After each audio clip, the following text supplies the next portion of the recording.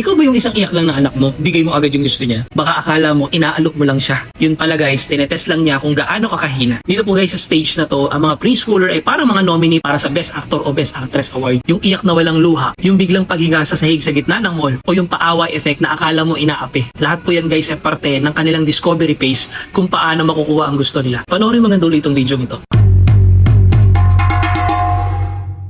New day, new parenting topic na naman po tayo mami sa daddies. Welcome nga po pala guys sa day 14 ng serye natin. Nak, anyari, Dabi-Dabi years. Ngayon guys, pag-usapan naman po natin ang pang-Oscars na acting ng anak mo.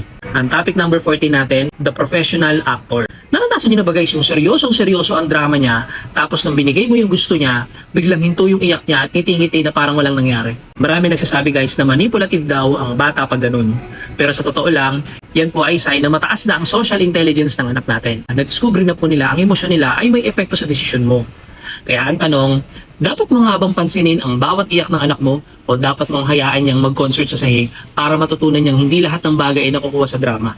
Matalino nga raw ang sabi nila, pero bakit parang ako pa bilang isang magulang ang nauuto sa sarili kong bahay? Ito po guys ang paraan para hindi ka maging audience na lagi nauuto ng anak mo. Una, wait for the intermission. Pag nagsimula ng tantrum o drama ng anak mo, huwag kang makipagtalo. Manatiling kalmado. Kapag nakita nilang wala silang audience o hindi ka naapektuhan, tusa rin silang hihinto. Pangalawa guys, identify the real needs versus acting lang.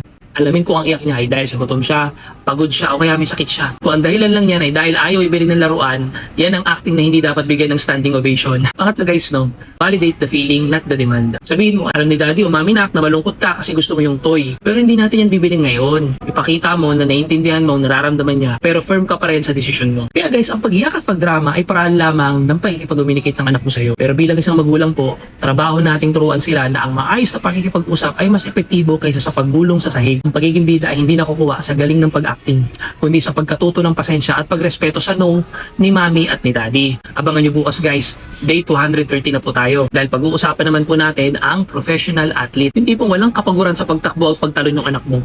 Pero pag pinapunta na sa banyo para maligo, biglang pagod na raw siya. Kita-kits tayo bukas guys. Ikaw mami at daddy, isang iyak lang ba ng anak mo, talo ka na agad? O ikaw yung iron parent na hindi nadadaan sa drama? I-comment mo naman ang pinakamatinding acting na ginawa ng anak mo at saan yan.